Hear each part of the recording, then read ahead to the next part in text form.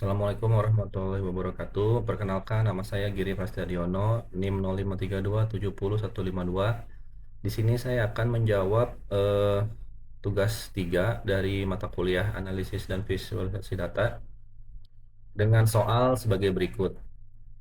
Gunakan informasi berikut untuk menjawab pertanyaan. Di sini kita ada eh, dataset untuk digunakan pada aplikasi R ya. Nanti kita panggil.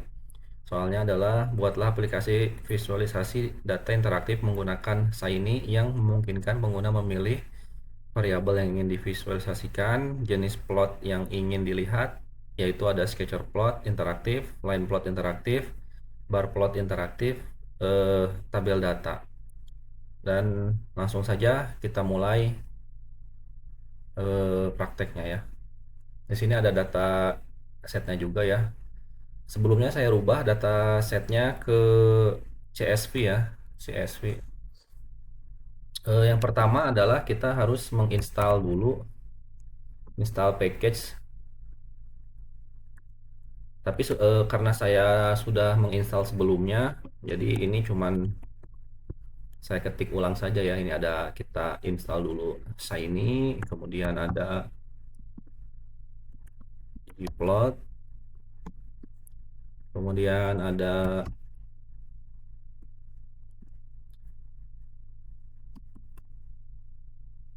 plotly, dan yang terakhir ada dt. Nah ini tinggal enter aja ya, cuman tadi saya sudah install terlebih dahulu package-nya. Sekarang tinggal kita panggil saja ya. Kita panggil saja menggunakan library.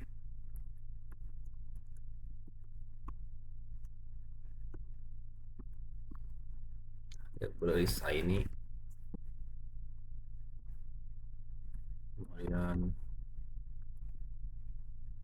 library plot 2.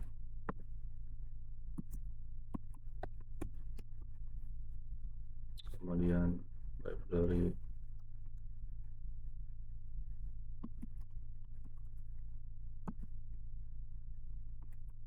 kemudian yang terakhir library dt.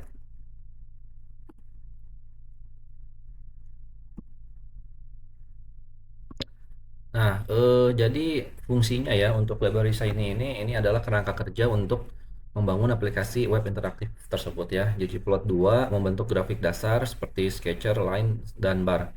Kemudian plot li mengubah grafik ggplot menjadi interaktif seperti nanti ada zoom, ada hover, ada geser, ada auto scale dan sebagainya ya.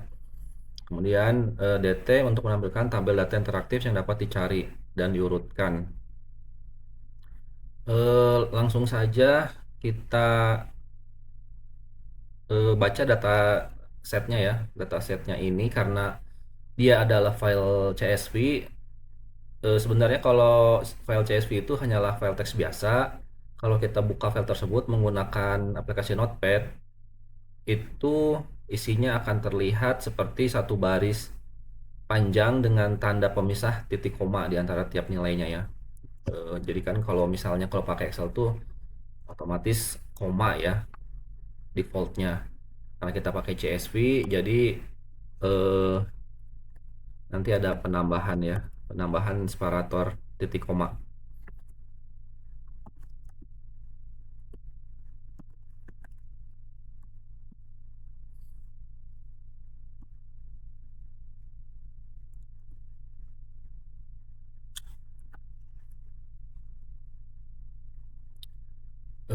Di sini kita lihat dulu ya lokasi filenya ya, lokasi filenya bisa klik kanan. Ini kita copy saja. Lokasi file kita copy.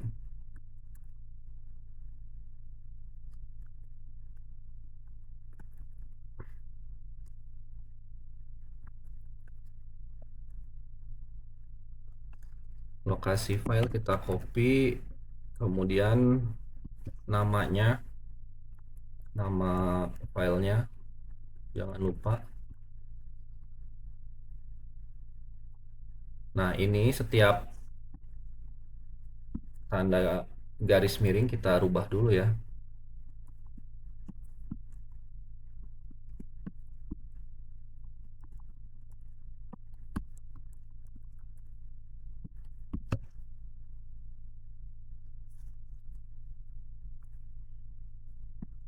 Jangan lupa kita tambahkan separatornya atau pemisah supaya data kita dapat terbaca ya. Kalau nggak akan menumpuk jadi satu. String vector true. Nah, sudah ada ya di sini, ada sudah terbaca di environment. Lanjut kita mulai interface-nya ya. Kita bikin interface-nya dulu. Dan di sini kemungkinan akan saya percepat karena akan memakan banyak waktu ya.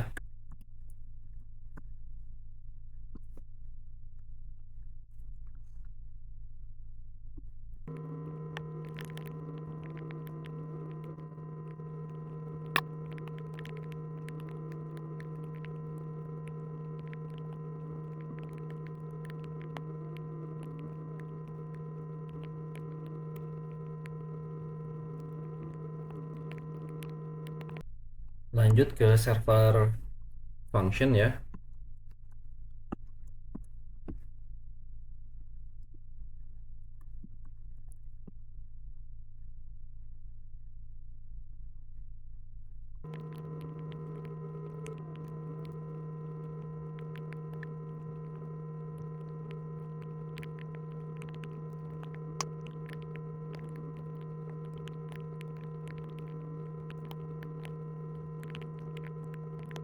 Oke, sudah ya. Ini tinggal kita enter saja dan berhasil ya di sini sudah muncul weather data interactive visualization ya, sesuai judul yang telah kita buat. Jadi hasil yang diharapkannya apa di sini setelah aplikasi dijalankan, kita memperoleh 4 jenis keluaran ya atau plot type 1, 2, 3, 4. Ada scatter plot, ada line plot, ada bar plot, ada data table. Nah, scatter plot sendiri itu menampilkan sebaran hubungan antara variabel X dan Y yang berguna untuk melihat pola dan pencilan atau outlier ya. Kemudian kalau line plot ini menampilkan hubungan X dan Y dalam bentuk garis, berguna untuk melihat kecenderungan naik atau turun. Selanjutnya ada bar plot ya. Bar plot ini menampilkan nilai Y pada tiap kategori X, misal rain today ya. Kita sini ada rain today. Nah, ada rain today, ada wind gush direction ya, ini juga ada, dan Y ini numerik ya. Kemudian ada data table ya, di sini ada data table. Ini untuk menampilkan seluruh data secara interaktif dengan fitur pencarian, pengurutan, dan penyaringan kolom. Untuk penjelasan cara kerjanya ini ada select input ya. Di sini ada select input xvar dan select input yvar. Ini menyediakan pilihan drop down berisi seluruh nama kolom sehingga pengguna bebas menentukan variabel pada sumbu x dan sumbu y. Kemudian ada select input plot type, ini untuk menyediakan 4 pilihan tampilan, ada sketcher, line, bar, dan data table.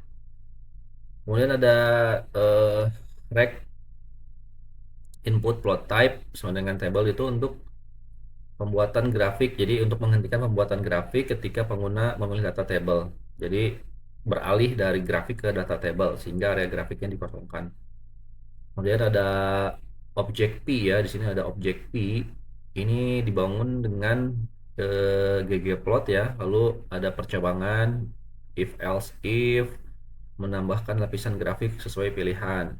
Atau geom point, sketcher, geom line untuk line, atau geom bar. ya untuk bar. Kemudian ada ggplot li ini untuk mengubah grafik ggplot statis menjadi grafik interaktif ya, yang dapat di hover dan di zoom ya. Kita belum lihat ya untuk di zoomnya ya. Ini contohnya ya, kita akan zoom area sini ya. Setelah di zoom, misal kita mau capture, mau save, ini bisa. Di sini ada download ya. Download, bisa kita langsung download dan kita save ya. Nah, kemudian untuk mengembalikan ke tampilan semula, ini bisa di auto scale aja ya. Auto scale atau bisa di zoom out manual ya. Tapi lebih enak auto scale. Kemudian ada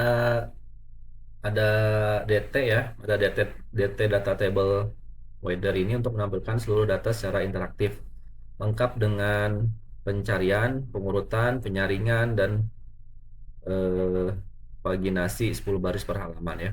Kemudian ada conditional panel untuk mengatur agar area grafik dan area tabel tampil bergantian sesuai pilihan pengguna. Mungkin cukup sekian pembahasan tugas 3 yang dapat saya sampaikan. Mohon maaf apabila banyak kesalahan. Wassalamualaikum warahmatullahi wabarakatuh.